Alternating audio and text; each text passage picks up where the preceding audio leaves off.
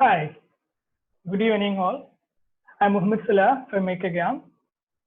I will be the host for this second edition of Maker Chat by MakerGram. MakerGram is an open community platform for makers and hardware enthusiasts to grow further. Today we have an exciting session on schematic and PCB designing using the free and open source tool KiCad by Vishnu MI. Vishnu is very passionate and enthusiastic hardware engineer who is working as a product development engineer at Maximos Infotech Private Limited, Mysore. He had completed his MSc in electronics and has many years of experience in electronic product development industry. Today, we can tune our all attention for grabbing the most out of him. Vishnu, over to you. You can start. Thank you, Vishnu. Yeah. Thank you, Swala. Thank you. Thank you for the intro. So first of all, thanks to MakerGram and Swala and Salman Faris for arranging this webinar and all doing all the background works. So thanks to all of them. And thanks to all participants who are tuning in right now. And thanks for joining in. So in this session, we will see how we can use the open source and free software tool called KiCad for schematic and PCB design. So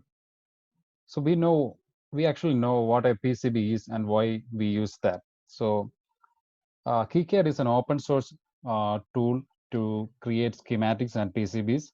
It is free. You can download from the KiCad website. There is no cost. And it is being actively developed, means you will get new updates every month. So the latest version is now 5.1.5, and the new version is soon will be released, which will be the version 6. So it will come with a lot of new features. And so a PCB, why we need a PCB? So PCB is to interconnect different electronic components. It is a 2D surface, an area for where we can place the components and make connections. Usually we will use the wires or any other copper cables or anything like that to make connections between components. And we before the time of PCBs, we actually used to do that. We will actually, if you look at the look inside the old electronic equipments like radios, you can see that these resistors and capacitors are actually connected by wires or any direct conductors like that. So they were not using any PCBs. So only after the invention of computers and the graphic design, computerized design tools, digital design tools, that we could design these kind of PCBs, and we could actually make this kind of PCBs. So in this session, we will see, I think this is a very basic session. In this session, we will see how we can design the schematics and how we can convert that schematic into a PCB, and how we can export the fabrication files so that we can send them to a manufacturer and get them fabricated, so that you will get the actual PCBs in your hand for your projects.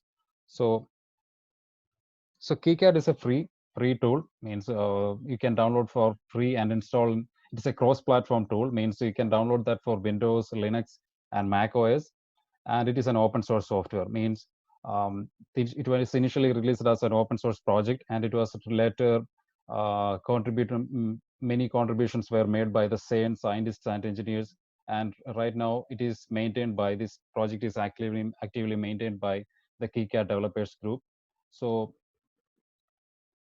it is it is a really mature EDA tool, electronic design automation tool. So we have seen most of us who are familiar with Arduino would know the tool called Eagle CAD. So that software is from a company called CADsoft. So Eagle has a free version and also a paid version. So the original Arduino PCB files and schematic files were designed in Eagle, and you would probably know that you have downloaded those schematic files and would have already used Eagle. So KiCad is also similar to Eagle. It's the interface and the way we design the design workflow and everything is almost similar to Eagle. So if you are switching from Eagle, learning the KiCad would be really easy process.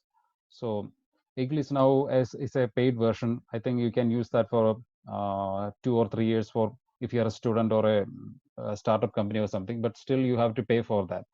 But unlike Eagle, KiCad is free, open source, and cross-platform.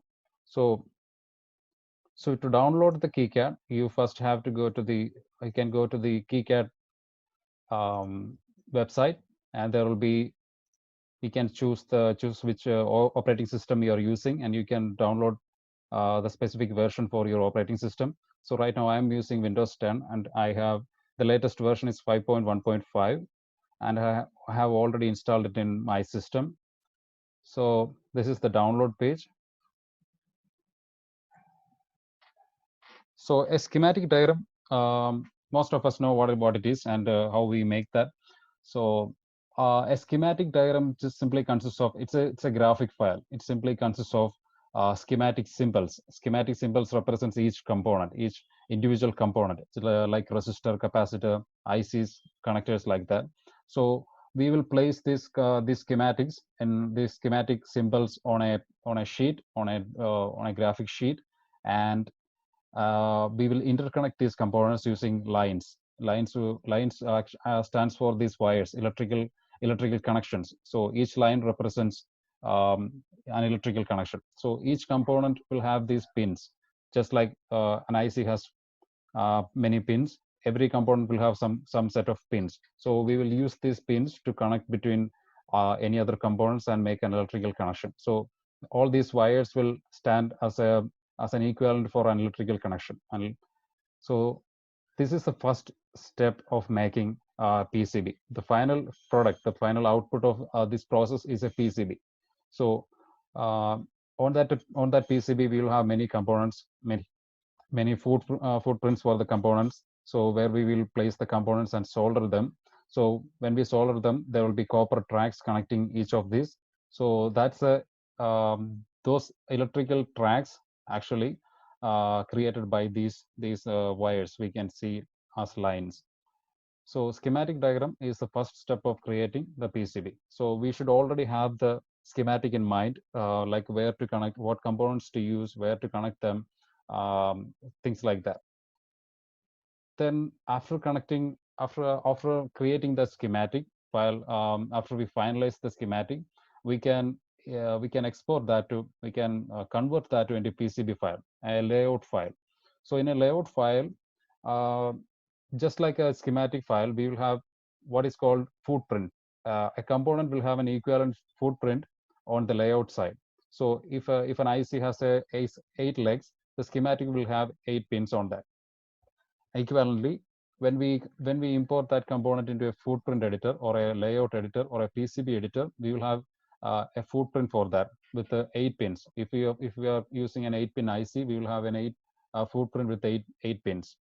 So this is an example screen of a PCB layout. This is not same as this PCB. This is this schematic. This is actually a multi-vibrator, I think, a stable multi-vibrator using 555. So this is a different board. This is a different layout.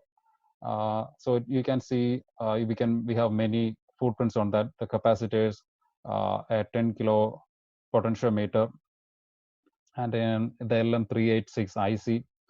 Just like the 555 IC, it has 8 pins.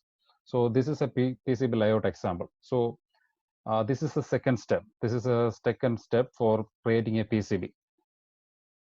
And finally, once we create the PCB, we will export the fabrication files using the software, using the same software. And these files we will compress them into a single file, and these files we will send to the manufacturer. So there is a standard format for that file called Gerber. So Gerber was initially created by a company called Gerber. That's why we call it Gerber. So this Gerber file, it is not a single file. It is a set of files. It is a set of files that represents each layer of that PCB. So this is a double-side PCB. Means it has copper filled on 2 of the sides, both of the sides. And then we have the silk screen, which are these letters and everything. Then we have solder mask. Solder mask is simply the mask. It's like a layer that will insulating layer. It is an insulating layer that that will insulate all the copper that we do not need to be exposed. So all these layers, it is so the Gerber is called, this is this set of files are called Gerber. So we need to export the Gerber file and send to manufacturer to get a PCB manufactured, fabricated like this. So this is a finished PCB. And this is an example of another finished PCB, but it's a terribly designed one. So you should never do a PCB like this. As you can see, all these tracks are, just randomly connected to, probably this PCB will work, but this is not how you design a PCB. So I will show you how to properly design a PCB and how to manage the tracks and everything, how to route them, and how to place the components and things like that. So we will see that in following steps. So this is a image of a PCB that was done in KiCad. So this was done by Greg Devil. He's an embedded engineer working with a lot of advanced stuff, and he makes a really good PCB designs with KiCad. So actually, he's the one that is who inspired me to switch from Eagle to KiCad. His PCBs are really beautiful. The designs are really beautiful and really complex also. So this is another PCB from him. It's called Orange Crab. It is an FPGA development board, I think. So as you can see, these kind of complex boards and really dense tracks and components, we can develop these kind of PCBs with KiCad. Means it is a really mature EDA tool, just like Eagle or any other professional tools. So just because it is an open source or a free tool, it doesn't mean it's an inferior one. It's a superior software by all means. So as from the software side, KiCad is actually a bundle of softwares, many kind of software tools. So first, the main tools are the eSchema and the PCB new. So the eSchema is the one we use for schematic editing. We will place all the component symbols, schematic symbols, and we'll connect them using that software. Then we will export that file, that schematic file, to the PCB new. PCB new is the layout editor where we will have the footprints, and we will connect them through using tracks. Then after completing a PCB, we will have to export that to many formats. You could export that into Gerber, PDF files, or any other drill files, or any other PostScript files, or any kind of files. So these kind of files exported are like we cannot read them directly. Only the CNC machines or the pick and place machines can read these files and actually do the task. So to see the exported file, we will use something called GerbView. GerbView is the inbuilt Gerber viewer file. So when we load that files, we can actually visually see all the exported files, and we can verify our designs and exported files contains all the layers we need, and the manufacturer will also use a Gerber viewer to verify our design from their side. Then we have PCB calculator. It is a set of useful calculators for calculating the you can calculate the track with the resistance, things like that, and wire sizes and everything. So it's a set of useful calculators. And then there is the PL editor, which is a page layout editor. I will show you what it is and what are all these all things. So this is also the components of KiCad and the extensions, the file extensions created by these softwares. So the KiCad, when we open the KiCad file, KiCad software for the first time, it will open the project manager. So this is the project manager. When we open that, double click the KiCad icon on your desktop or anywhere you are installed that software. This is the project manager, and this is the one that will open first. So from that, you can navigate to many other software, many other tools. So this is the eSchema, the schematic layout editor. And with that, a symbol editor means when you want to create a new a new schematic symbol for a new component, you can create that using the schematic symbol editor. Then we have the PCB layout editor, which for the PCB layout editing. And similarly, we will have a footprint editor or footprint creator. So when we want to create a new footprint for a new component, we can use this footprint editor for that.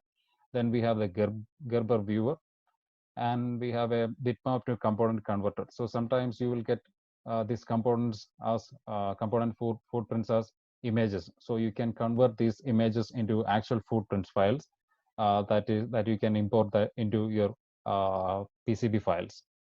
And this is the PCB calculator. It's a set of calculators. So we have the regulator, the voltage, linear voltage regulator, a track width calculator, electrical spacing for the isolation, and transmission line calculation, RF attenuation, so resistor color code. So it's a set of useful calculator you can that inbuilt calculators for making the calculations easy. Then we have the PL editor, which is the layout editor. So this is the sheet, actually, the sheet where we will place all the schematics and everything. So we can create and edit existing layout using this tool. So I will give you a full walkthrough through the how we will design the process, the workflow of designing a schematic and then creating a PCB from that. So first we have to open this eschema file, eschema software, and that's where we edit the schematic file.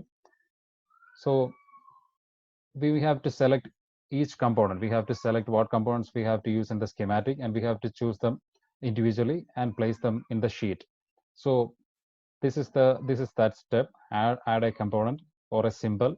So does the component exist? So when you first install the KiCad, the system will also install all the standard libraries, including all the schematic symbols, footprints, and 3D files. So if a component does not already exist in your library, if it is a new component, it is a really like a not commonly used component, you have to create the footprint and schematic symbols for that. So if a component does not already exist, you have to create one.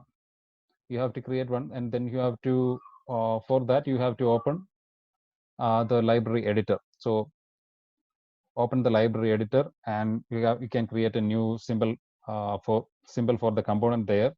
Then you can assign pins, the functions of the pins and everything, and you can either save that to your standard library or a user library or in your project directory and import that into your design. So that process, you have to continue that process until your schematic is complete, until all the components are added. So once the schematic is complete, the next step is called annotation. Annotation means, for example, when you if you compare that with the Eagle, when you import a schematic symbol into the schematic file, it will already have a number attached to that. For example, a reference number. For example, if it is an IC, it will usually have a reference name or a reference name starting with the U. So if it is the first IC, it will have U1. So if you place for another IC, it will be numbered as U2. So similarly, these numbers, we need to identify the components and schematic symbols using these numbers. So if you place 10 resistors, each resistor will have a unique number assigned to that.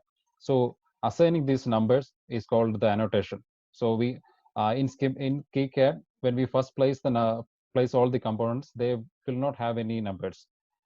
Instead, it will be a question mark instead of that number. So only after finishing the schematic, we can assign these numbers. So that process is called annotation.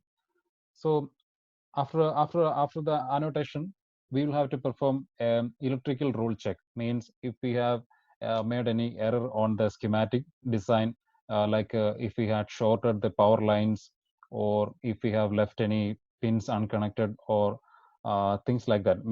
There can be many errors like that. So we will use the inbuilt tool called the ERC electrical rule check for detecting all these errors. So if there are no errors or no warnings, we can proceed to create assigning the footprints. So this is where we assign the footprints, associate components with footprints. So once that's done, we can, so when we are assigning the footprint, if a footprint already does not exist, we have to create that one, just like the schematic symbol. So then we have to, if it is not already existing, we have to create one. And for that, we have to open the footprint editor in the PCB new. So just like we created that schematic symbol, we can create the footprint also. So the footprint, the information for creating a footprint, we will get that from the datasheet. So at the end of the datasheet, every manufacturer will list all the footprints available for that component and all the measurements. So we will use those measurements to create the footprint using the footprint editor. And then we will save that to your project directory or an existing library. And we can import that again into our PCB design. So associate each component with a footprint. Then, so there are two ways. So actually, the KiCad version 5 is actually a newer version. There was a previous version was the KiCad 4. So the newer version is actually a bit different from the older version. How you manage the libraries, the workflow is a bit different from the older version. So this is showing two ways, two different methods for creating the schematic and the PCB. So after assigning all the footprints, you have to create a file called netlist. So netlist is simply is a text file that will that says what are the components you have used and how many pins they have and where are all these pins connected to. So each of these pins of a component will be connected to some other components, some other pins of other components. So all these things will be listed in that file. So that is called a netlist file.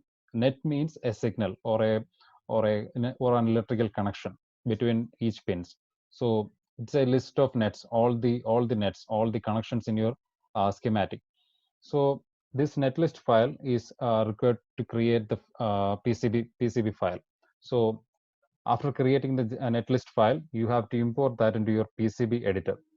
Then you will create in the PCB new, you can use the netlist to create a layout, and according to that netlist, you can create all the tracks, and finally finish all the if you have 100 nets, you will have to use 100 minimum. You have to use 100 tracks, 100 copper tracks on that to finish that PCB, to finish the design. So once that design is complete, we can again check the debug. There will be an electrical rule check again, or design rule check. So there can be many errors, just like the schematic file. We can have many errors in the PCB file also, like clearance and everything. So the design rule check will test for all these errors and warnings. And if there are no errors, you can export the Gerber file and you can send that to the manufacturer, or you can open the Gerber viewer and verify all the Gerber files. So this is the basic workflow of KiCad, or probably any EDA tool, any PCB design tool. So we will start with the schematic editing. Then if a schematic symbol is not existing, we will create one. Then we will finish the schematic. Then we will export the netlist. Then we will import that netlist into our PCB editor, layout editor. Then we will finish the PCB and perform the design rule check and everything. And finally, we will export the Gerber files. So this is simply the workflow of that KiCad. So I will show you actually how you can do that with the software. And we will create a sample schematic and a PCB for that also. And we will finally export the Gerber files. So let's start with this design. So this is a 555 based multi-vibrator. So the LED will flash depending on the capacitance and resistor values. I don't know the exact frequency of this circuit, but anyway, we will create this one. For that, we first have to open the KiCad. So this is the project manager. So creating a new project is simple. Simple. You can open the file menu and there will be new project or a project from template, or you can open the project or import a project. Actually, one feature of KiCad is that you can import an existing Eagle file, and the Eagle file will be converted into a KiCad file. And we have some set of other options also. We have the configurations and everything. So here we will have the active project window. This is all these files, all the files for the active project will be listed here. So right now we have two files. I created a project called flasher.pro. So .pro is the extension for the project, and this will be saved to, this is the folder I'm using for saving the project. So these files will be created here. So we have three files. One is the project file, which with the extension .pro, and we have the schematic.ssh. Actually, this is the same as the extension is same as the Eagle, so that's why I already have the Eagle installed, and that's why it shows the Eagle schematic. Actually, this file is a KiCad file, and then we have the KiCad / PCB. So that's the extension for the PCB files, and right now these are empty files. I just created them. So let's see. So once we create the project and save that into a folder or something, you will have these two files created automatically. So you can open that. So I just double click that file, that schematic file, and a new window was opened. So this is a separate window. As you can see, we have the project window here and the eSchema window here. So when it is first opened, we will have a default sheet size. So this is an A4 size sheet. So to change the sheet size, if you are going for a large schematic, you can actually split the schematic into different files, and you can actually have many files, many sheets for a single schematic. So that's one way of organizing large schematics. For now, we just need a single sheet. That would be fine. So if you want to edit the page properties, you can there is a settings in the file menu called page settings. We can choose the page size there, and you can add some other information like the project description, title, and everything, and the date, revision also. So when you change all these boxes here, they will appear here. For example, if you edit the revision number will appear here. Just like similarly, the title and the file name, the date, and everything. So this is the default sheet, an A4 size sheet. So this is where we will place all the components, all the schematic symbols. So this is the circuit we are going to replicate. So this is actually done in KiCad. So to place, so left we have some status indicators, like what kind of grid we are using. For example, I can enable the grid, disable the grid. For example, as you can see, I'm not sure if you can see, but we have a grid here, which is represented as dots, and the unit we are using is millimeter, and we can switch to inch also, and we have some other control options here. And the tools we have, the tool pane is actually on the right side. So these are all the tools we have, and these are some other controlling the screens and everything. We have the zoom button, pan, and everything, and we have a set of other tools which I will explain in a soon. So to place a component, we have a tool called place symbol. So when we open that, the icon, the cursor will change. So you can click anywhere on the sheet to place a symbol. So when you first do that, all the symbol will be loaded from the symbol library. You will have a standard library already installed with the KiCad, with all the general purpose components, almost all the components you would probably use. So this is all the libraries we have. It is a set of all these schematic symbols are organized in categories, different categories. So this is the Forex series digital ICs, and we have amplifiers, buffers, comparator ICs, CPUs, motor drivers, like that. So all these components are arranged in libraries, each libraries. So these files actually resides in your KiCad installation directory. So right now we need the 555 IC. So we have a search box here. We can simply search for the component, and it will show all the components and all the libraries with that particular text you have typed. So right now I have typed 555, and all the 555 ICs or any other component that has that 555 text, they will appear in the result. So right now we are looking for the 555 IC. So, and you can see the symbol right here, and you can zoom and pan and see all the pins and everything. And there will be a set of description here, and probably a data sheet also. So we have to choose one of these. So we have a list of different 555 ICs. So if you can, as you can see, they have different packages also. So we will choose one. This is the SOIC 8, and we will use the DIP one. This is this one. So you can either double click on this entry, or you can press OK. So that component, that schematic symbol will float with your cursor. So you can place that anywhere.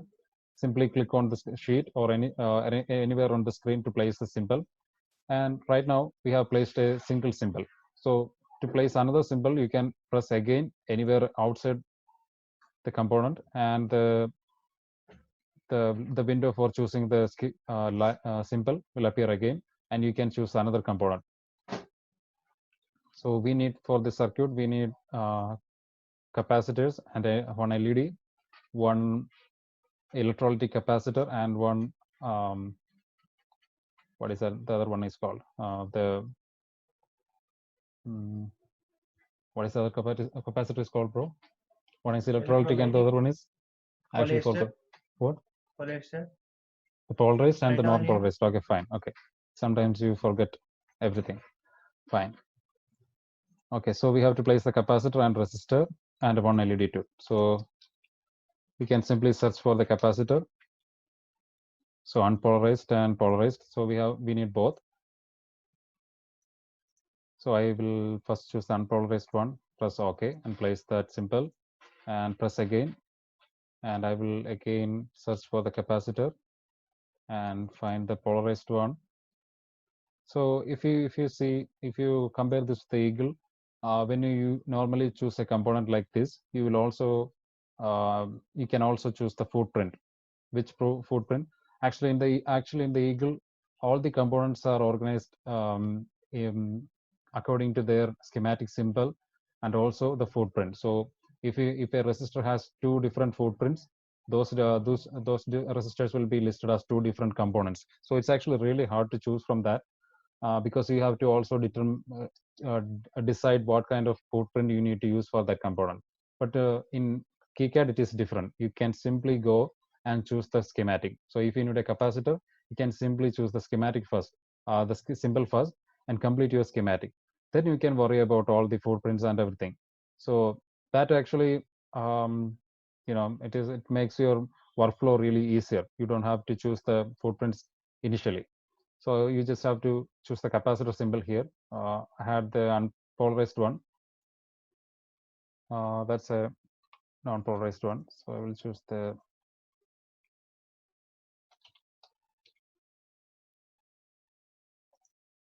that's a polarized one. So those are two different symbols for capacitors, and we need a resistor. For resistor, we can simply search for that, and all the resistors will appear. And this is the general purpose resistor.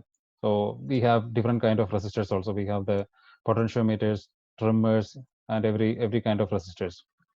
So this is the normal resistor symbol, and we will choose that. So this is a European symbol.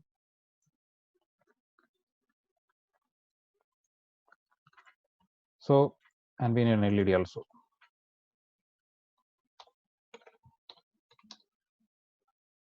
So that's the general LED symbol, LED schematic, and we have the RGB, all kind of other LED types. So this is a 2-pin normal LED.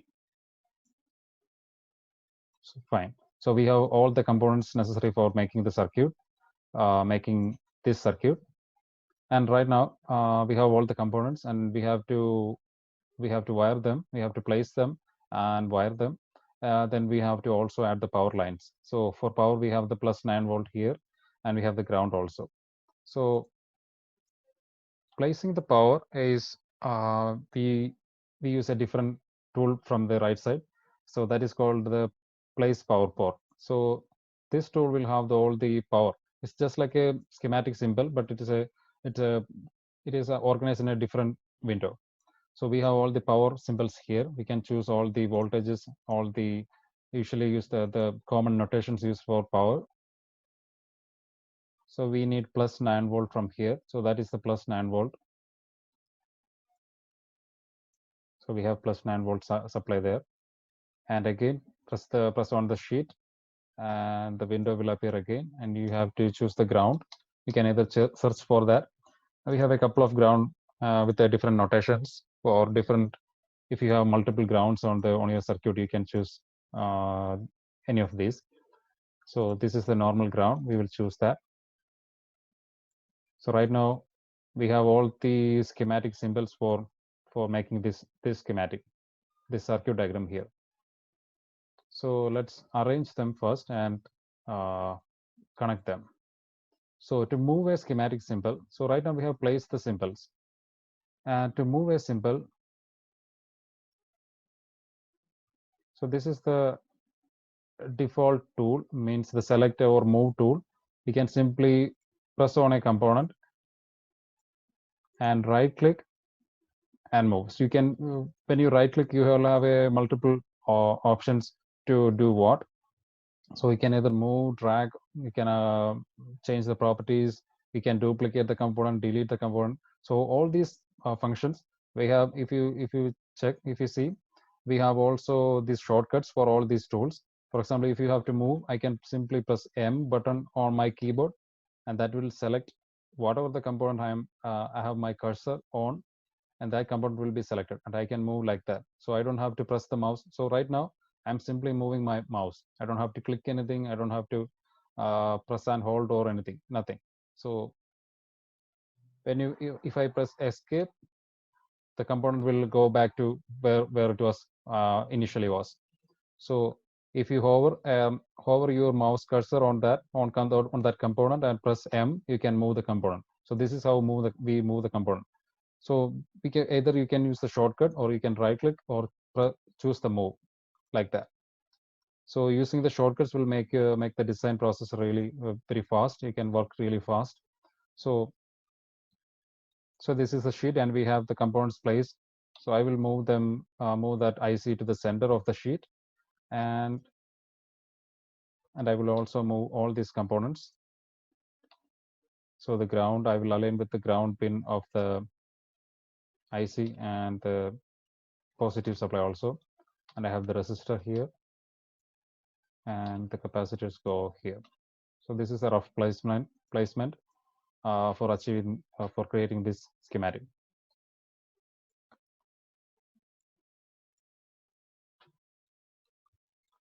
So that's how you move the component. Now this LED is in a different orientation. We need the vertical orientation of this component. So for that, we can also right click on that, and we can change the orientation like this. We can rotate or mirror the component, the schematic symbol. So for rotating, you have the shortcut R. For example, if you hover the component, if you hover the mouse cursor on the component and press R, it will rotate. It will rotate the component in 180 degree steps. So right now we need the 90-degree steps. Yeah, sorry. So this is the orientation we need. So similarly, I can rotate any component like that. So if you can see, every time you rotate the component, the labels are also usually the label is associated with that component will also will be in this in the right orientation. Whichever orientation you are placing the component, you can always see the labels of the symbol. So that's how you rotate the component. You can simply hover your mouse over that schematic symbol and press R. So this is the orientation we need, I think. Yes. So orientation of all components are in the right positions. Yes. So in this schematic, we have 3 resistors, and we only have one schematic symbol right now. So either we can place another resistor symbol from the place a symbol tool, or we can duplicate this, because we do not need to determine the value right now. We simply have to replicate or duplicate this component schematic. So to duplicate that, you can also right click, and there will be a C duplicate function, or we can press the C. So if you hover the component and press C, that will create another component duplicate of that schematic symbol. And I can, right now I'm simply moving the mouse, I'm not pressing anything. You can simply a new copy of that schematic symbol will be attached to your cursor, and you can place that anywhere. So just like that. So I have placed that component, and I need one more copy, and I can press the C button and create another copy. So we have 3 symbols right now. And then we have to arrange these components. So I'm pressing M button to arrange these components. So if you see, the components are snapping to the grid you have in the background. So you can change the grid settings is it's in the view menu. You can change the grid. So right now it is set to 50 mils. So this is the standard grid setting, and you should not change that, because each of these components has a pins, a particular placing, a specific spacing between each of these pins, and actually these are placed in multiple of 50 mils. Each of these pins are placed in multiple of 50 mils. So when you have to place a wire, you have to also use that grid for that. So if you use a different grid, you cannot connect to that pins. So that's why you should not never change, unless you know what you are doing. You should not change the grid on the schematic editor. So that's the grid we have. So all these components will snap to that grid. All these pins will always snap to that grid, so that you can easily attach wires on that.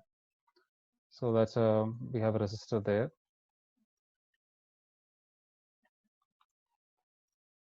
We will have the LED here, and a resistor here, ground there.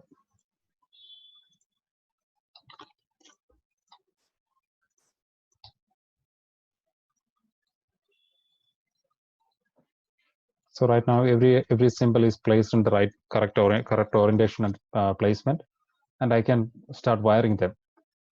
So to wire them, to make an electrical connection, we have 2 tools. One is a place wire and a place bus.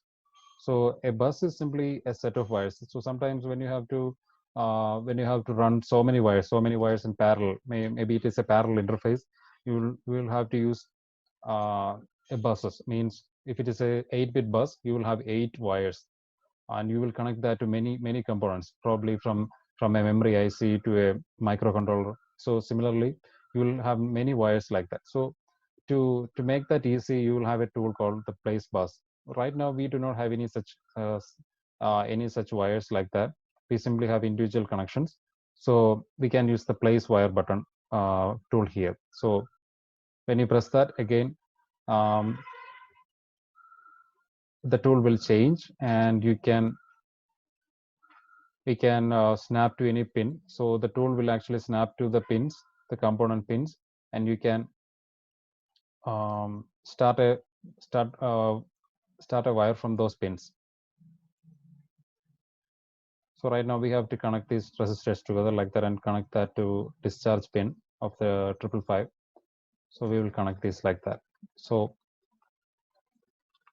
I simply started that wire from this circle point. This is the pin. So that will snap to that pin, and I can start from there. And I can. So right now, when I want to change the direction, the wire is using the 90-degree turns, 90-degree bends. So since these components are straight to each other, the pins are straight to each other, I can simply connect like that. So just press that from there and simply end that at another pin, and the wire will end. So that's that we just created one electrical connection between these two resistors. And then we have to connect that to a discharge pin. So I'm starting another wire from that discharge pin 7 and connect to that wire like that. So that created a junction because we have just interconnected two wires. So that point is a junction, and a circle dot will appear there. Then so let's wire up the power supplies also. So this is the VCC pin, and I have just connected 9 volt. Similarly, I'm connecting the ground, and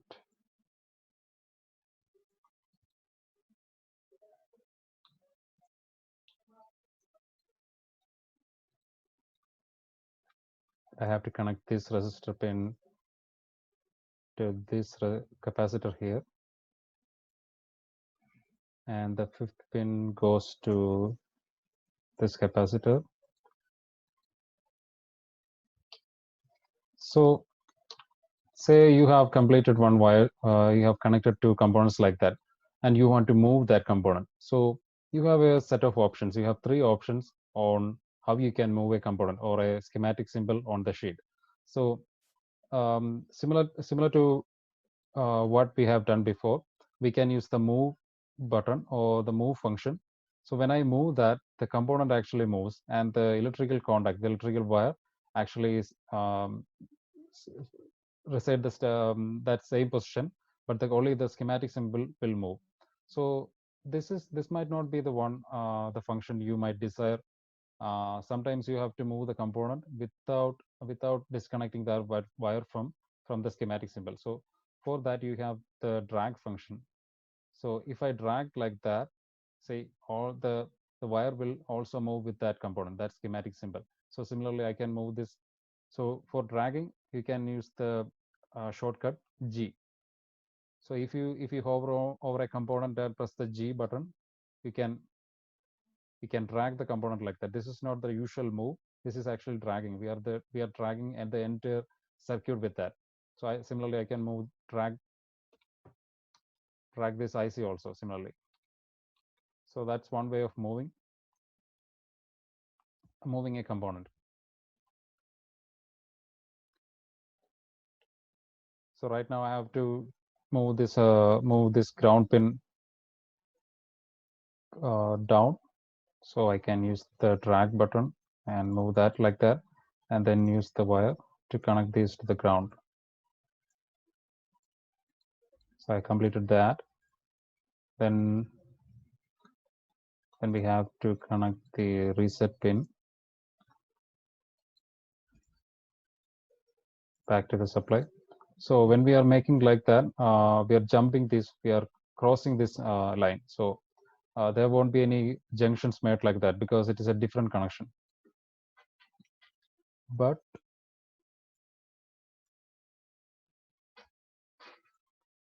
if you run the wires through a bend like that, a junction will be created there, and it will short the design. So this is one of that error we could actually make.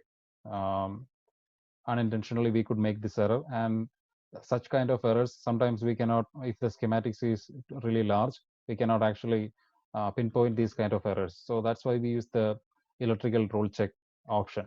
So right now we can simply cross that wire and connect to the positive supply like that, and then I have to connect this resistor also. So I'm moving that.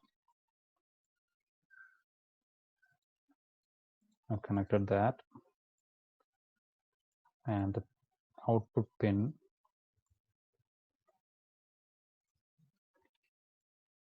also, you should not cross like that, cross over a pin like that.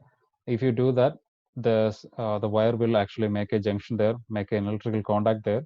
So you should always be careful. You should not route through on top of that pin. So I can press Control Z, just the normal undo button. So I can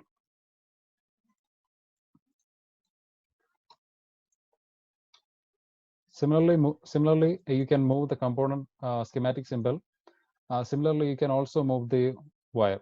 So if you hover over a wire like that and press G,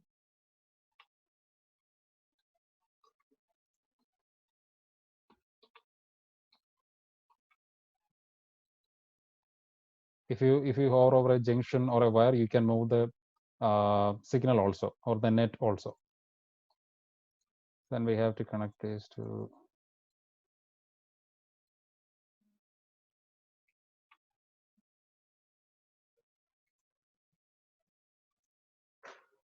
okay, we have made an error here.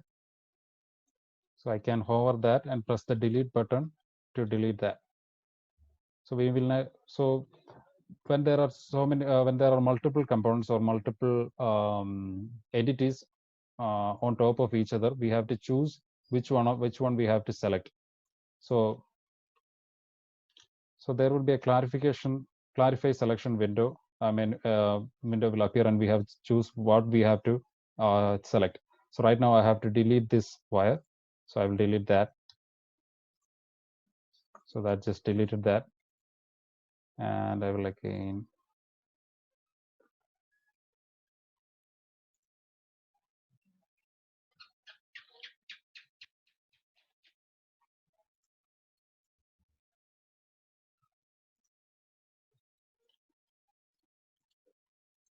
So we have completed that.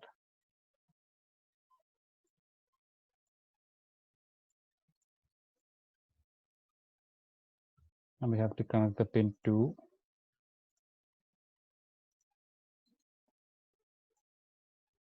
the 6th pin.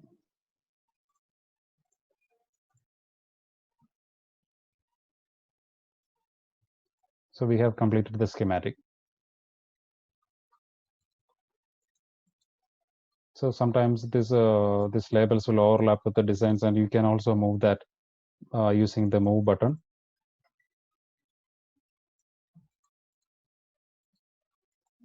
Then you can save the schematic by using Control S, or you can go to the file menu and save it.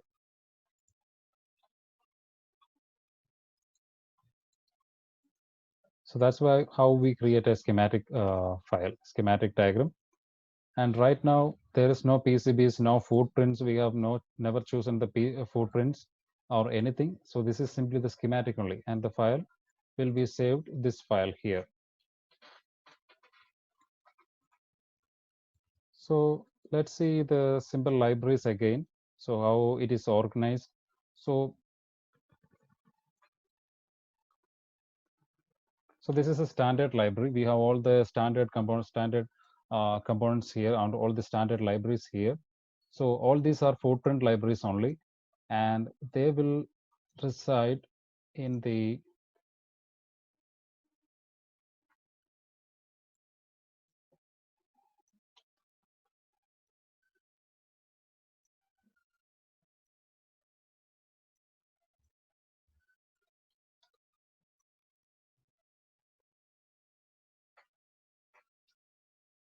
something wrong.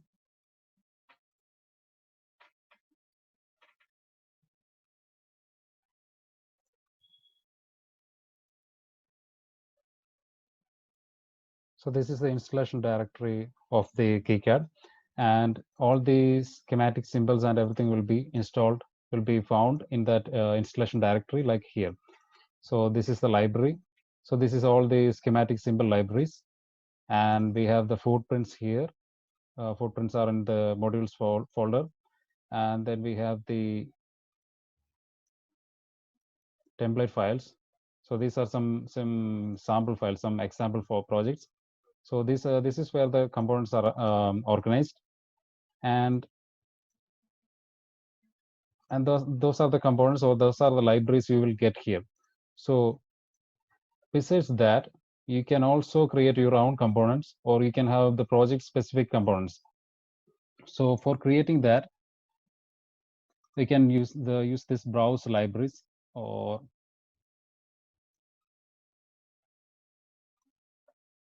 or use the simple library window here. So we will have the global libraries. So these are all the standard components you have. And also you can have the project specific libraries. So right now we are not using any unusual component or any new components. So we have nothing here. So if you want to add any components, any custom components for your project, you can add that here in this simple library browser.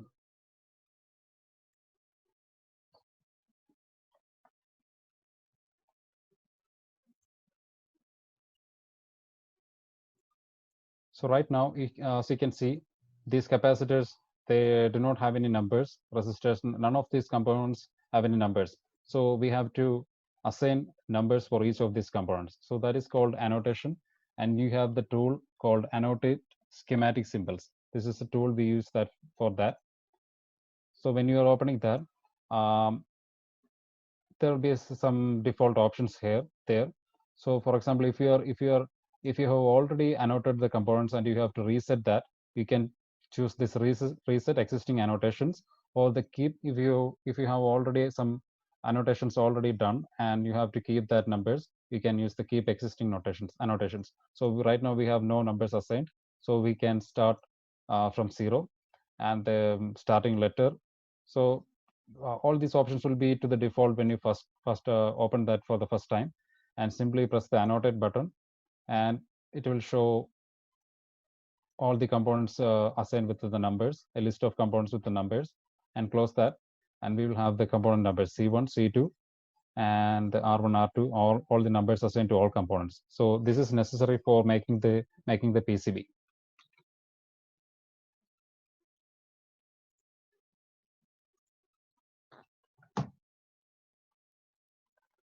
So after completing the schematic, we need to export that.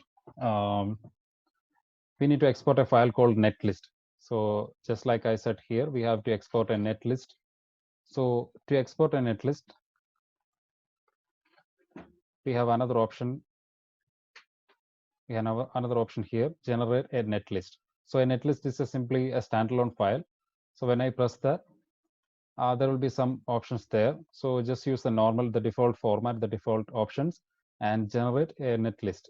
So when I press that, my project directory will be opened, and a file with the .NET extension will be created there. So the flasher is the project name. So a flasher.net will be created for the netlist. So I can save that file there.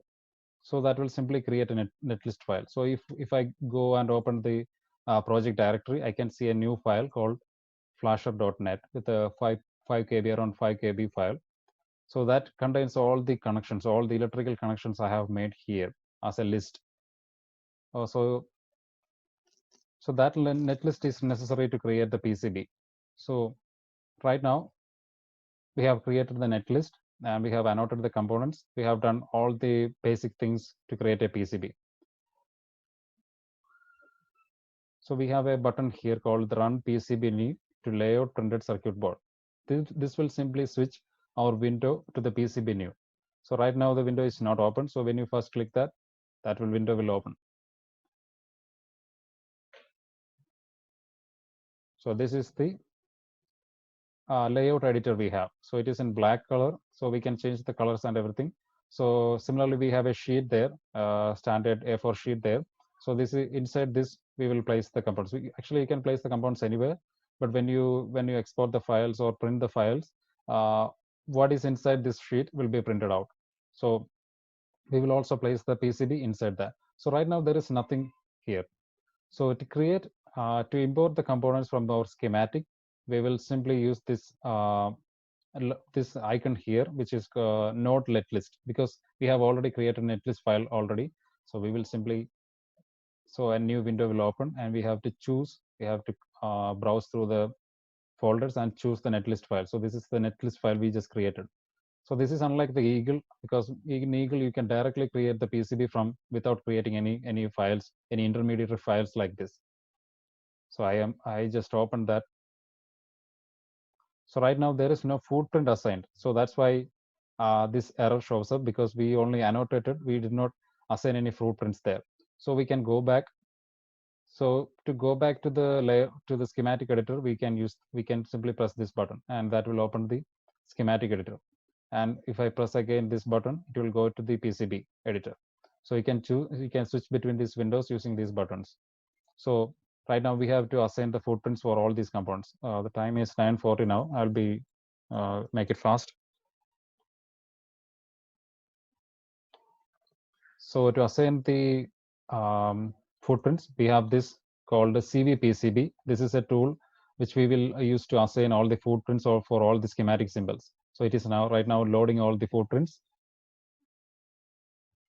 Similarly to how the symbol libraries are organized, the footprint libraries are also organized like that, depending on what kind of component it is, how many pins it has.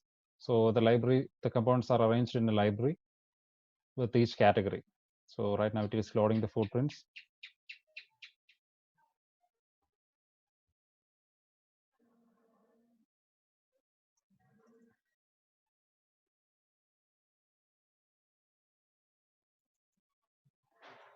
It's a new window. So I have 7 components there.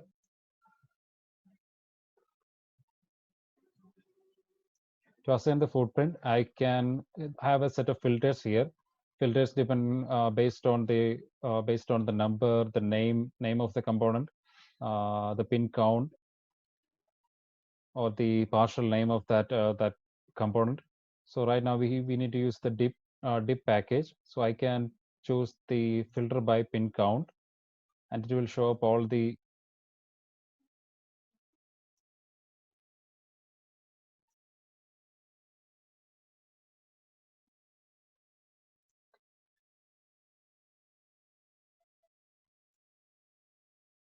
so I have the dip packages here. So I can view the footprint there, and this is the dip package, standard dip package, and I will assign that to.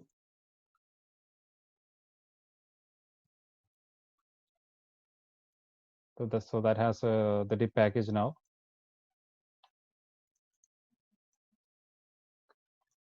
And for the resistor,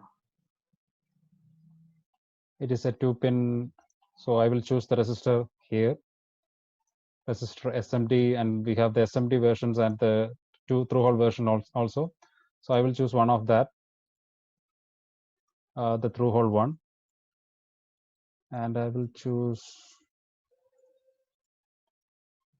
that one.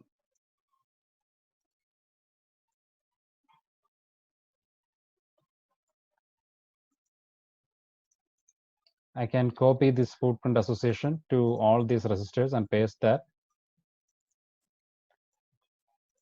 For LED, I will also find the LED component from the library here. So we will use the 3 mm LED or 5 mm. So that's a through-hole LED, 3 mm through-hole LED. So I will assign that. Just double click on this right side, and it will be assigned to that LED. And capacitor, I have to also find the capacitor. So this is the through-hole. THT means through-hole technology, or SMD means surface mount technology, or surface mount device. So right now we will choose one of that, randomly choose one of the capacitor, or those are horizontal. So I will choose one of that vertical ones. So that looks good. And I will also assign the same footprint for the other capacitor also. So right now all of the components are assigned with a footprint, and I can apply, save the schematic, and continue. This will save the footprint association to the schematic.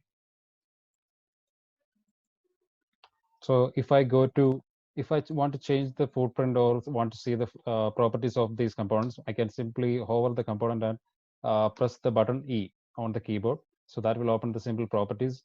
So there you can select the package or the footprint from here. You can press that button there, and you can choose the footprint associated with that schematic symbol. And we have some other couple of properties and things like that. And right now I can save the schematic, and again I can create the netlist. and I can go back to the PCB file. Then I can import the netlist again. So I'm using the same file. So press the update PCB. So that will actually attach these all these components as a group to my cursor, and I can place that anywhere. So right now we have all the components. I have 7 components. So this is the PCB layout editor. I think it is taking much more time than we expected. Anyway, let's continue. Let's finish this. So we have a set of layers. When we are creating the PCB, for minimum, we will have a single layer of copper, or we can have a double layer PCB with the copper layer on both of the sides of a PCB. So usually, depending on what application you're using on or how you're fabricating the PCB. For example, if you're fabricating the PCB yourself at home, you will need a single layer one. So you can choose the single layer PCB, single layer design, or a double layer or multi layer design. So right on the right side, we have the tool pane and a set of tools and the layers, all the layers listed there. So all layers have this tick mark or a check box there. So when I enable and disable them, I am actually enabling and disabling those layers individually. And on the left side, I have some status and the view options. For example, this connected these lines, these blue lines between between all the components. It is called a rat's nest. That actually shows where the pins are connected. So I can disable or enable them. So to place the components again, you can move you can hover the component, one of the footprint. You can move like that, and I will place it there. And while I am moving, I can rotate the component like that, by pressing the button R.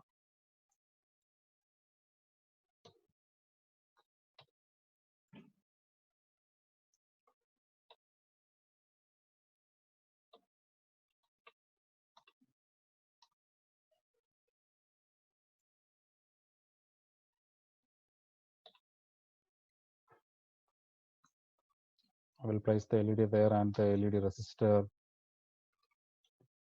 near to that. And these two resistors, this actually are not the normal resistor footprints. So I place them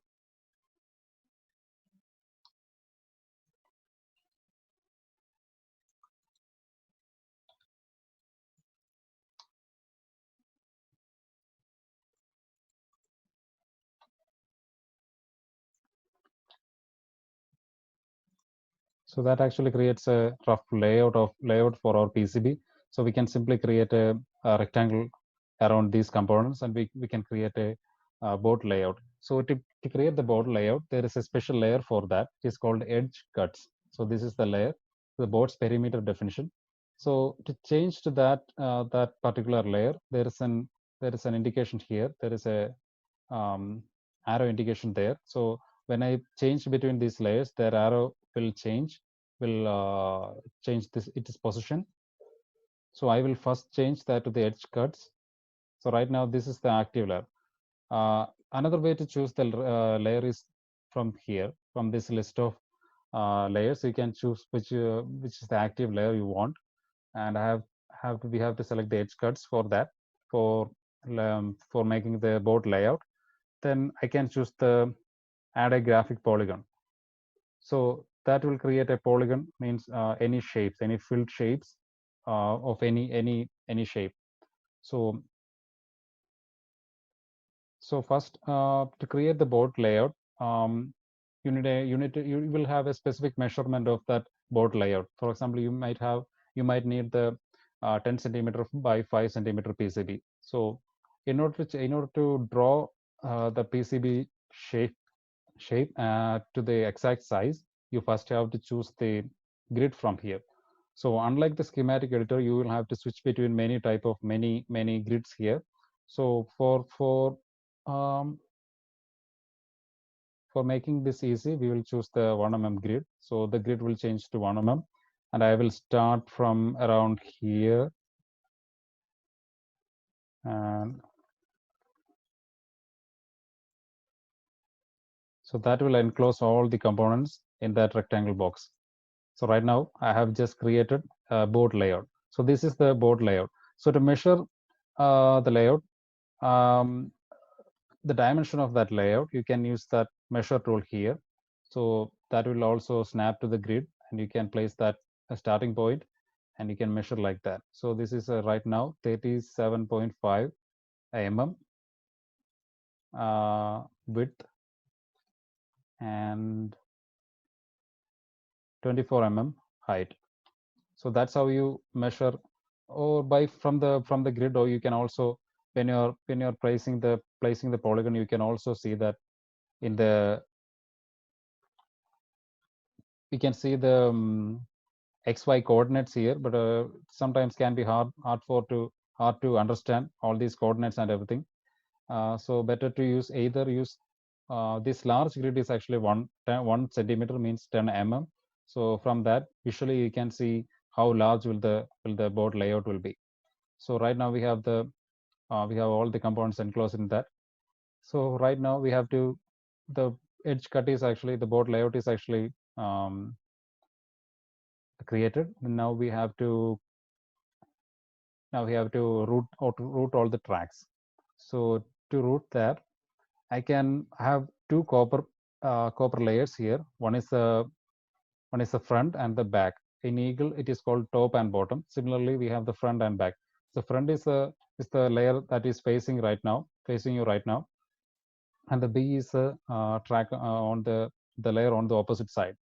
So we will create the tracks on the top side for now, and we have the route tracks. This is the tool we use for routing the tracks, and when we are routing that, it can snap to all the pins, all the grids. So if I start routing from a pin, a track will be created like that. So this is a copper track, and the width of this copper track is determined by the selection here. So right now it is a standard 9.8 mils or 2. Or I think it is 0.1 inch, I think, or not 0.1 inch, 0.25 mm. Okay, fine.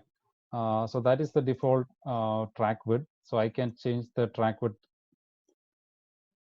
by going to this menu, and I can add all kinds of track width and spaces and everything. So right now we will use the default one. So these are two ground pins, so we can directly connect them, or we can leave them and fill a copper. The final copper fill will connect these two ground pins. So let's connect these pins. So these tracks will be bent in either 90 degree or 45 degree. So this bend is right here, is a 45 degree bend, and I can either connect directly like that, or I can press on each points. So where I have to lay the tracks on. So that completes a connection there, and the rat's nest or this kind of flying wires, they will disappear once we connect them. So these two pins are connected there, and I have to connect that there, and these two are connected.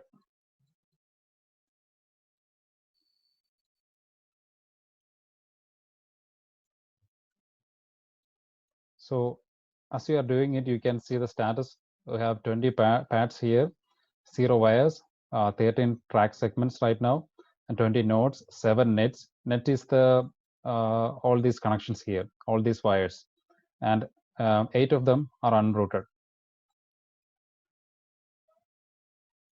So I have to connect these.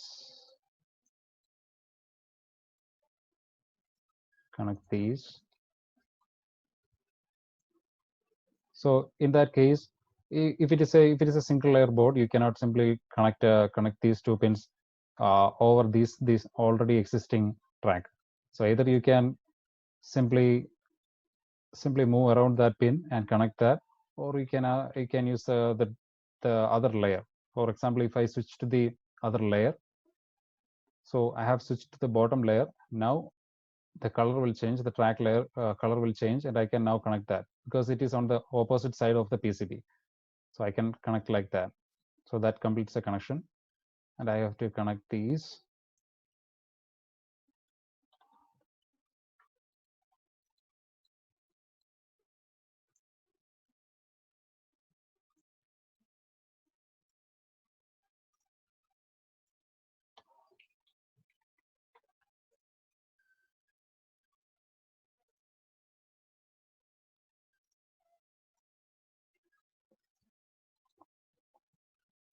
So right now we only have the ground pins to connect. So finally we will connect this using the copper fills.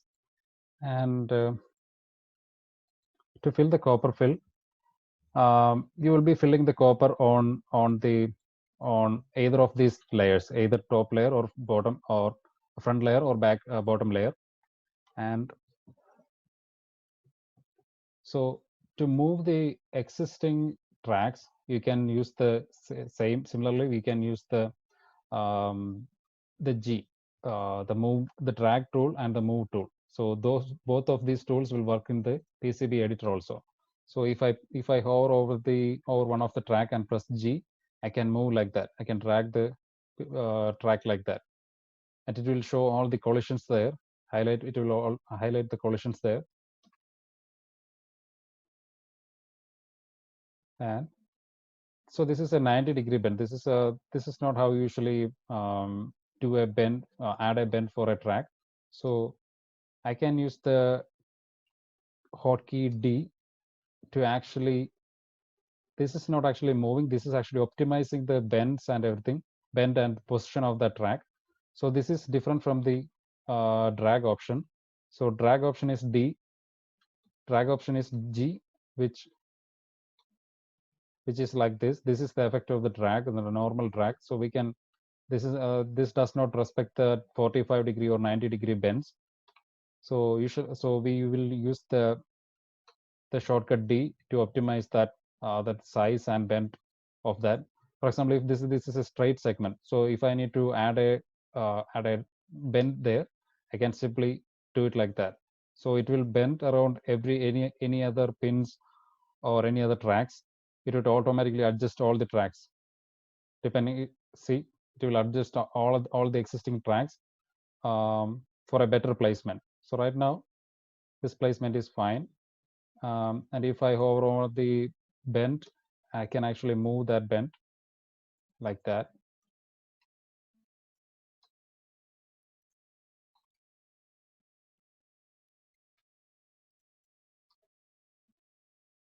Can make a 45-degree bend there. So all of these bends are either 45-degree or 90-degree. So I can similarly move the bends like that also. So that's how we optimize the placement and the length of that each of the tracks. So right now we only have the 3 unrouted connections here, only all the 3 ground connections. So we will connect them through the fill, using the fill. So this is now a 2-layer board. We have connections, we have copper fills, copper tracks on both sides.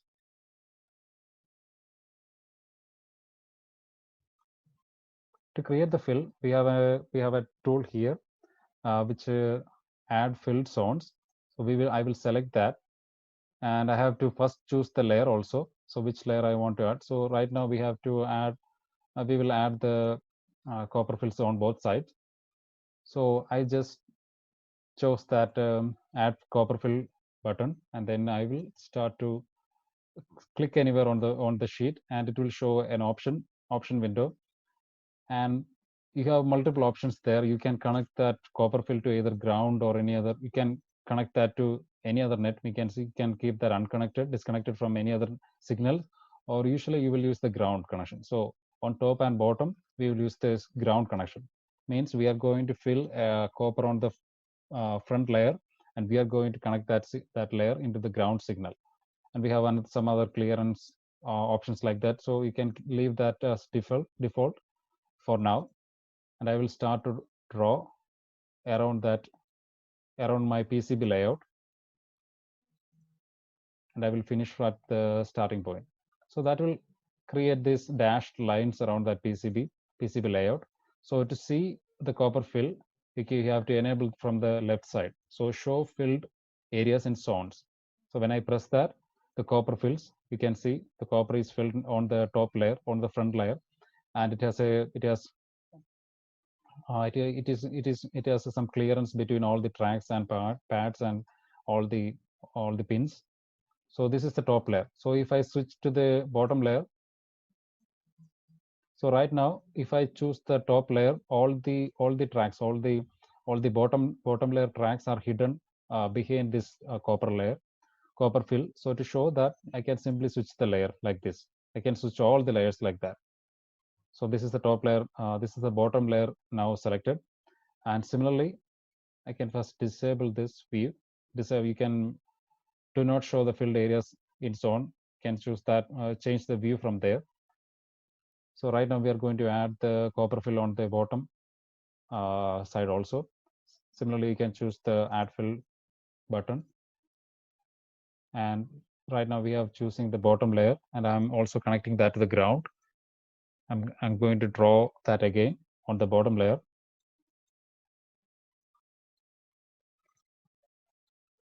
So that has filled that has created another dashed line around that PCB track, and I can I can enable the view.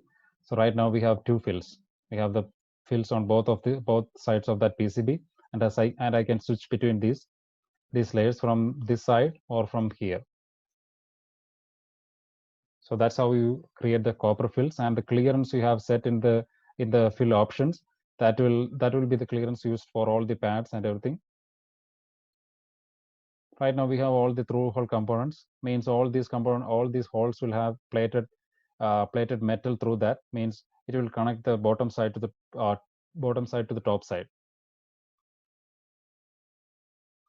So if you check the status of our board or for PCB layout now, there are 0 unrouted connections. We have connected all the connections. We had previously did not connect these ground pads, but they were automatically connected to the copper fills because we connect the copper fills to the ground. So the copper fill on both sides were used to connect to that ground signal. So this ground pin is connected to the copper fill. All the ground pins are connected to the copper fills now. All these. So right now we have finished our PCB layout design, and we can save that by Control S. So I can switch between these two files. So this is our source schematic file, and we have the corresponding PCB layout here. So if I make any changes here, so that should be actually reflected on the PCB file. So in Eagle, this is called forward and backward annotation. Means when you make any changes in the PCB in the schematic file, that has to be reflected in the PCB file also. So in KiCad, this is not automatically done. In Eagle, this is automatically done if you have both the schematic file and the PCB file open. All the changes made to both of the files will be synced. So that is called forward and backward annotation. So in KiCad, we have to do that manually. Means we have to make changes in the schematic. I can add any components here, or I can change the the connections here, and I need to again export the netlist. So every time I change something, means every time I change some connections, I have to export the netlist again and import that to the KiCad. So there is a to make that easier, we have an option here. We have a icon here. So this is a update PCB from schematic. Means you can update the schematic, you can update the PCB without actually exporting the netlist again. You can once you have the netlist, you can simply press this button and you can export any changes from the schematic. So right now we have nothing. We did not change anything in the schematic, so there is nothing to import. So otherwise, if you press the update PCB, any component, any new component you add in the schematic file, they will again appear in the PCB layout file. So we have created our PCB. Then we have to export, to fabricate this PCB, we need to export the Gerber files. So to do that, we have this plot button here. So when you press that, you have a set of options, a different variety kind of options, different file formats also. So this is the Gerber file. So Gerber file is the one you will be sending to the manufacturer. And you have SVG, PostScript file, DXF file. DXF is a 2D file, and the PDF is usually, if you want to send that to somebody to see the PCB and layout files, we can actually export them to PDF. So that will create a PDF file with all the visual. It will create a visual file. You can see the PDF designs. So you can either export the PDF. So to make sure, let's first export the PDF. So let's see how the PDF looks. So you can choose all the layers here. This is the front copper, this is the back copper, and by default, all the active layers will be selected by default. We have the solder paste layer, the silk screen, the solder mask, and we have the edge cut, which is an important file that determines the outline of your PCB. And we have some options here: plot, light, title, and block. The title block simply means the what you see here. You can either print, if you are printing to a PDF, you also want this. So you can choose that plot, border, and title block. Then some other options. These are all default. And I can choose a directory. So we will create simply a new folder there called PDF, and we will choose that directory. And we will choose that directory again, and I will create plot. So if I go back to my project folder, I will have a folder there, and I will have all the active layers there. So this is the bottom copper layer. So as you can see, we have the title blocks there, and we have the bottom copper. This is just the bottom copper layer only. So we have created separate files for each.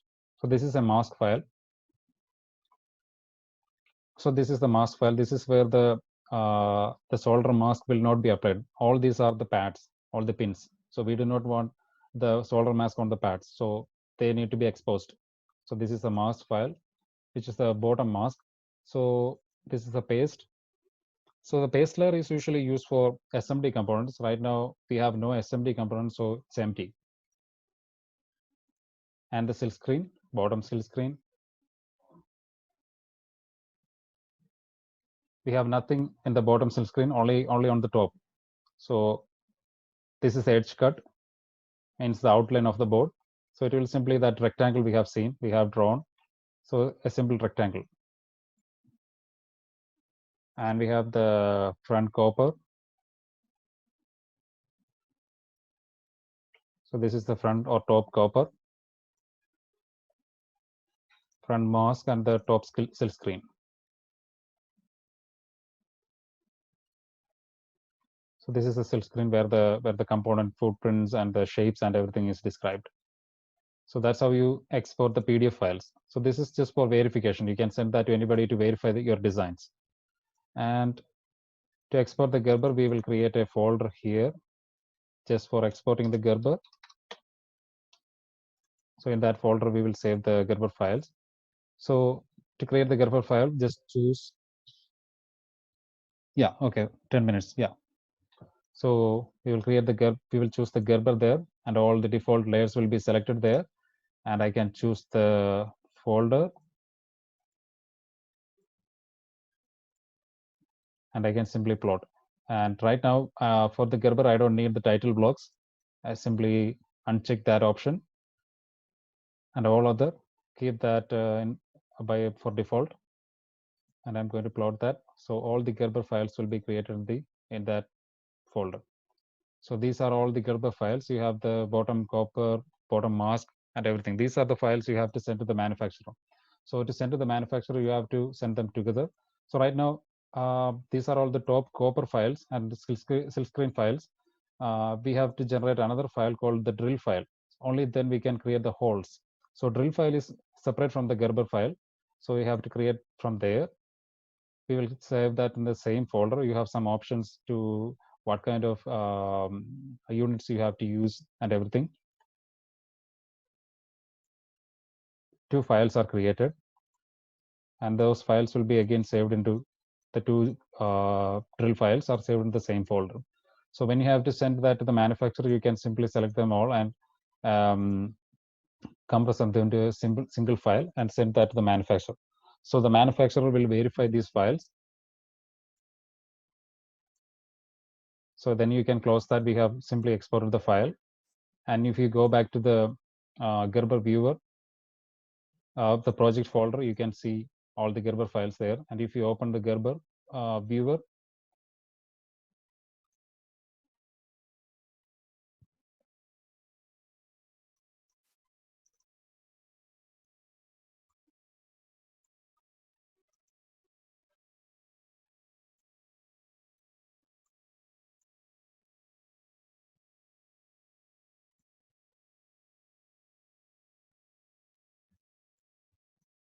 so that's the Gerber viewer. We can see that this is the bottom layer, I think. Yeah. So this is the Gerber viewer inside that PC KiCad. So that's a different window. That's a different window from all the other windows. So I can separately see the Gerber files and verify that designs. So that's the basic tutorial on how you can create the schematic and create a PCB and export the Gerber files. So I have explained all the basic tools like how you can place the components, how you can choose the components, the tracks, the copper fills, the board outline. So similarly, you can try out all these tools. It is easy to learn, easy to understand. All these tools are like intuitive. You can understand from the descriptions and everything. And you have a set of view tools on the left side also. So I have not described how you can create a new component, a new schematic symbol or a footprint. So in the next session, we will check those out.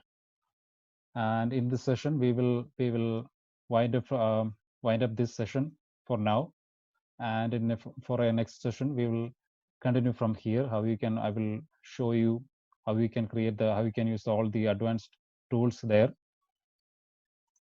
And so I hope you enjoyed and understood everything, the basics, tools, and everything in the KiCad. So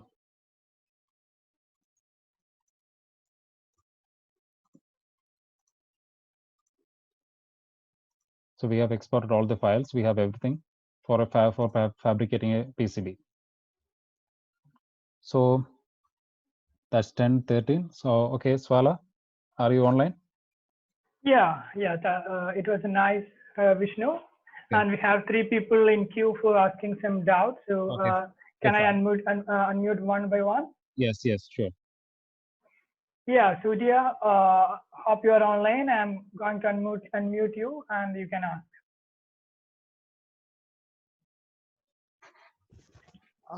ഈ net list update PC മാത്രം അടിച്ച വല്ല പ്രശ്നം ഉണ്ടാവും? അങ്ങനെ create ചെയ്ത് കഴിഞ്ഞാൽ first നമ്മൾ ഈ PCB file PCB file create ചെയ്യുമ്പോൾ അതിനെ നമ്മുടെ ഒറിജിനൽ സോഴ്സ് സ്കീമാറ്റിക് ഫയലോട്ട് കണക്ട് ചെയ്യണം. എങ്കിൽ മാത്രമേ നമുക്ക് ക്രിയേറ്റ് ചെയ്യാൻ പറ്റൂ.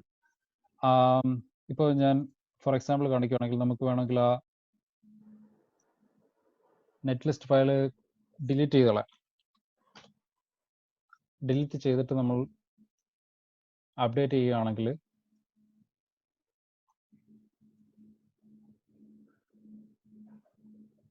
there is no ഇപ്പൊ നമ്മൾ നോക്കിക്കഴിഞ്ഞാൽ ഇവിടെ നെറ്റ് ലിസ്റ്റ് ഫയൽ ഒന്നുമില്ല. അതായത് ഇത് ക്രിയേറ്റ് ചെയ്ത ഫയൽ ഓൾറെഡി നമ്മൾ ഈ PCB ലേഔട്ട് എഡിറ്ററിലുള്ള ആ നെറ്റ് ലിസ്റ്റ് ഫയൽ തന്നെയാണ് ഇത് യൂസ് ചെയ്യുന്നത്. നമ്മൾ എന്തെങ്കിലും അപ്ഡേറ്റ് ചെയ്ത് കഴിഞ്ഞാൽ അത് എക്സ്പോർട്ട് ചെയ്യാൻ പറ്റില്ല.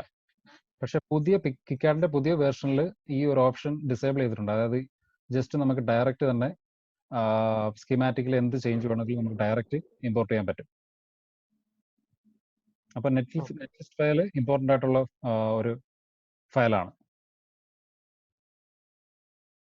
മനസ്സിലായോ Surya? Hello Surya, is it clear? I think he's offline. Hello. Yeah. Surya, was the explanation clear for you? Clear. Okay, thank you.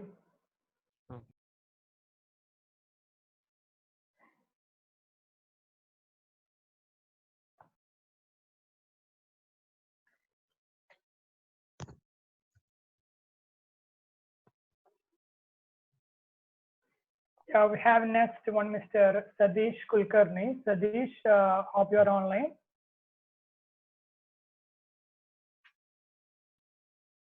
Hello, Sadish. Hello, sir, can you hear me Sadish, now? are you there? Yeah, we can hear. So my question is, should we have to create a schematic every time, or we can import it from other device? Like we have Fitzy, and we have many other like tools where we can only create a schematic. Mhm. Okay. So is there an option to import the schematic from there, or we have to design it for every time? Okay, so right now, KiCad only support the Eagle schematic files. So if you have a Eagle schematic file, you can import that file into KiCad. So that is the only option supported for now, right now. Otherwise, you have to create from the scratch in the KiCad's own schematic editor. Okay, I got it, sir.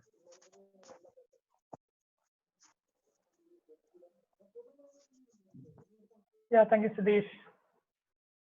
Over to Suraj.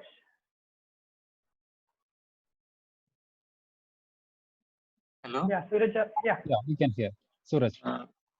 When we are sending to JLC PCB and like PCB services, is the default settings is enough? Yes. Or they demand something special settings? No. The default settings are actually enough for the JLC manufacturers like JLC PCB. So you have to you just have to be careful about all these options there. For example, this option removes all the solder mask on the wires. So if you check this, all your wires will be exposed. So you just also, if you change this and close that and open it again, and if you plot that once, that option will be saved there. So the default options will be changed. So you have to be always careful that you choose the right options there. So you can hover that each option and see the short description of that function. For example, if I hover on that, remove solder mask on wires, and this exclude pads from silk screen. This is an important settings. This is, for example, if you have silk screen on pads, if you actually put the silk screen on the pad, when you get the PCB, there will be letters on the pads. Then you cannot solve on the pads. So if you do not exclude the silk screen from the pads, you cannot solder. So we just have to be careful about to keep an eye on all these options when you are exporting the Gerber files. Otherwise, the default options is enough for JLC PCB and any other manufacturer. Changing these settings will change it permanently on next opening. Yeah. So we have to keep on the default settings. Okay. Yes. Yeah. And also you have to choose the layers. For example, if you have a component that has a special shape or anything, you also have to, for example, sometimes the component will have a large shape compared to its footprint. So you have to set the clearance, the physical clearance. So that file is called the courtyard. So if you are sending it to PCB assembling, you will have to always send also send these courtyard files, the bottom and the front courtyard files, and the fabrication files. So the fabrication files will have the placement of the components. So if you're assembling a PCB, you have to send these 4 files also.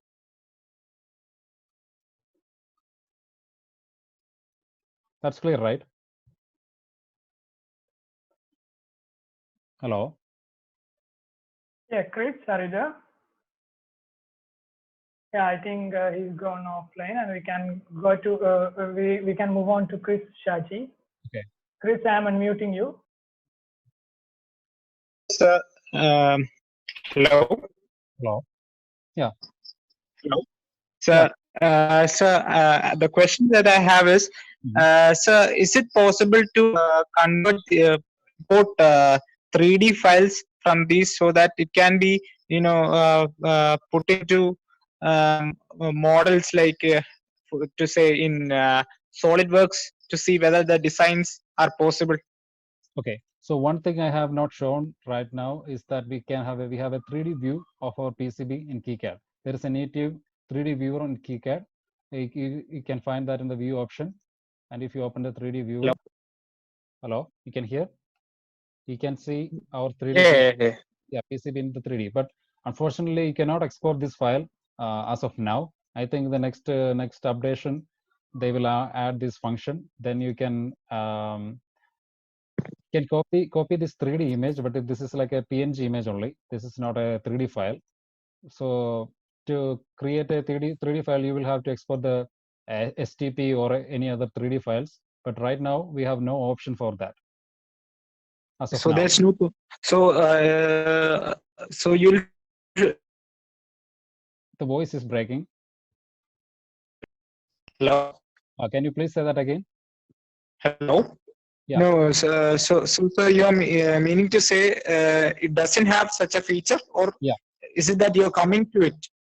No. The KiCad does not have such feature right now.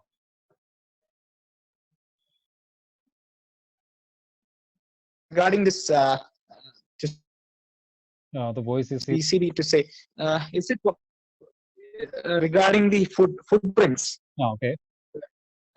Is it possible to import footprints from other softwares like Proteus and all? And is it possible to view the same file which we created in this software, in a software like Proteus? That's actually not possible because each of these softwares, they will have some proprietary standards and proprietary file formats. So viewing one file format in another software, that's usually not possible unless it is a standard file.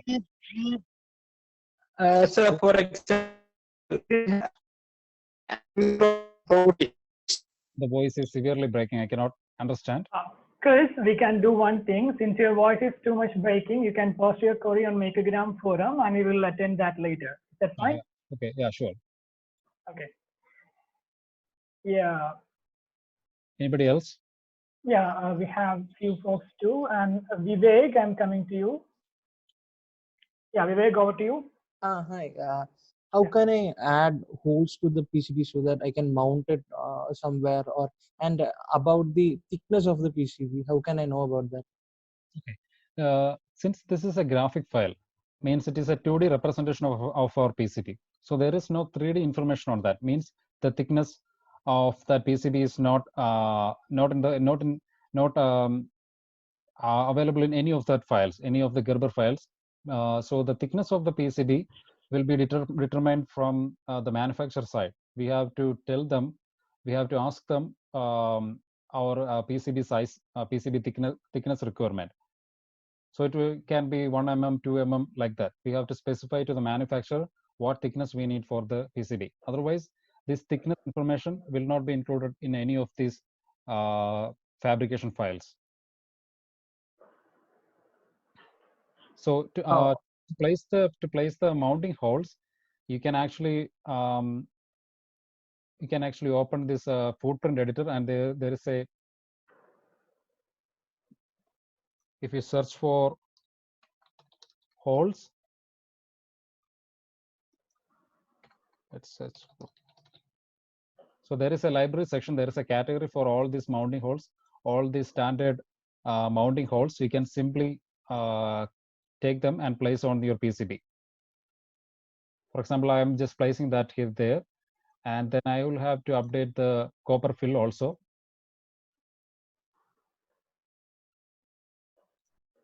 See, that will update the copper fill. I just placed a mounting hole there and updated the copper fills, and that created that clearance and everything. So I have a mounting hole on that PCB. So similarly, you can place the mounting holes independently from the schematic. Is that clear? Yes, it's clear. Thank you.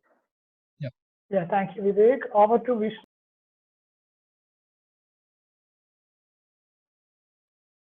Hello.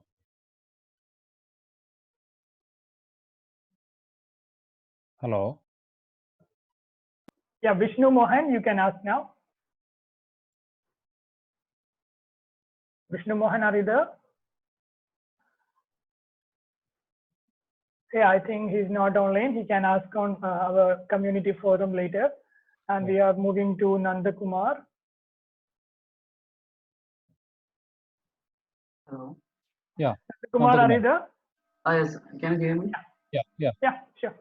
Oh, I have two questions. What about the keep and keyboard areas for routing and packages? How can you provide that? Yeah. So we have a tool right here, add keep out areas. So if I want to keep out, if I want to, for example, if I'm adding a relay or anything, or any high voltage circuit, I can add a keep out layer there, keep out shape there. Okay.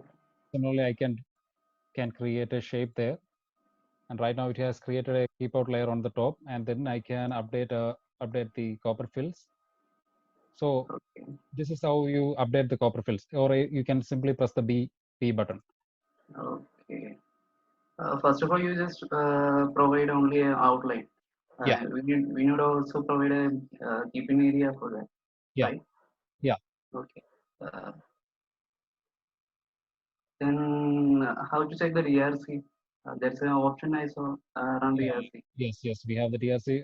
Since it was due to time constraint, I could not show all the features, all the options. Okay. So this is the DRC options we have. So the DRC will check for all the clearances and everything, and it will report, give a report. So right now, we have two warnings, I think. Yes. So that's an overlap. Means the whole is overlapping to the capacitor on the Yes. hide that. See, that's an error. So I can simply move that. I can close that and move like that, and I can update the copper fills, and I can run the DRC again. See, there is no error now. Okay, we need to update the copper fills once again, right? Yeah. It's So doing automatically. no.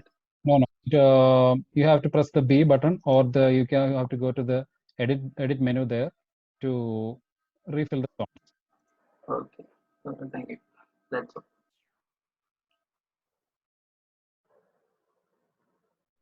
Yeah, over to Anit Krishnan. Anit, are you there?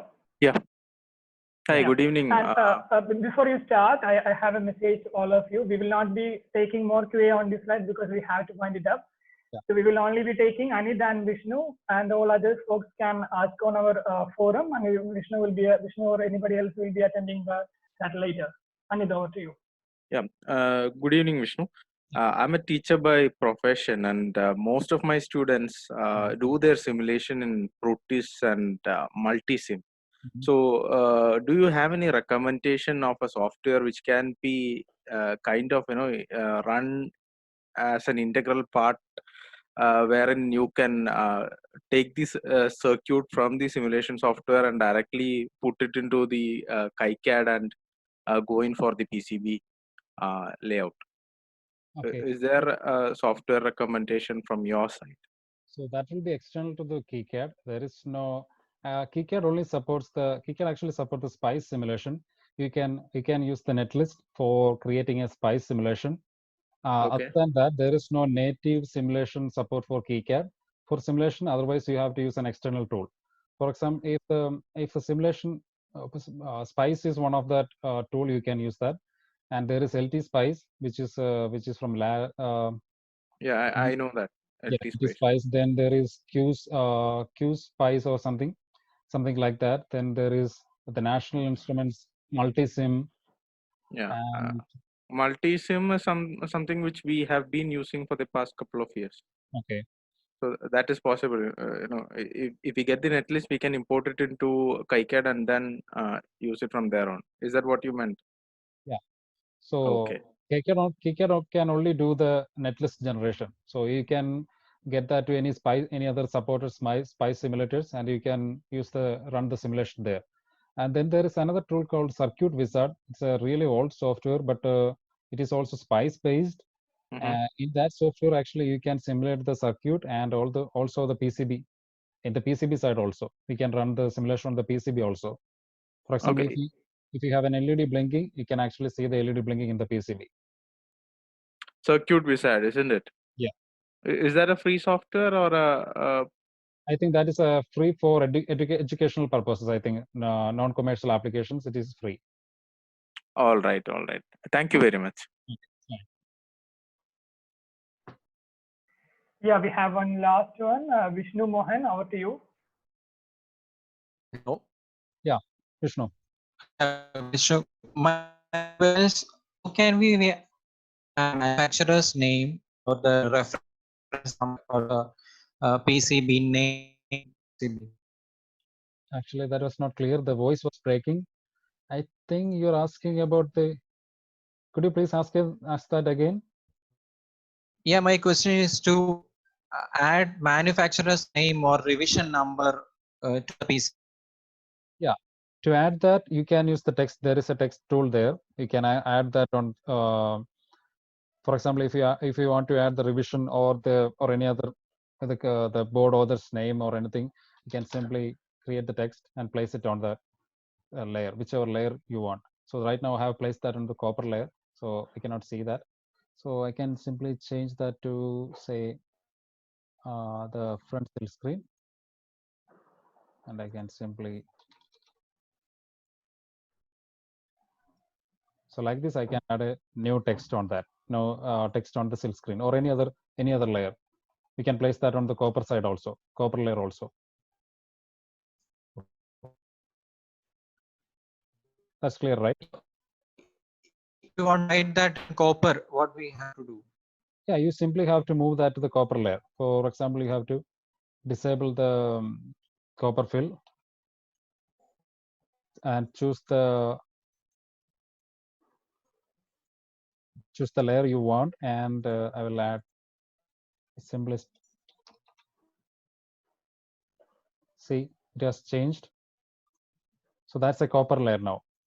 Then I can go back and see.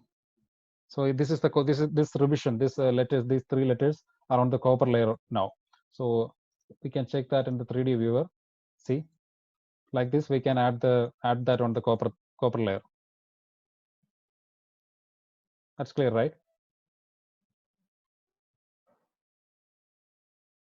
Hello. Hello. Yeah, I think he's not online. Okay. Anyway, I think that was very clear, Vishnu.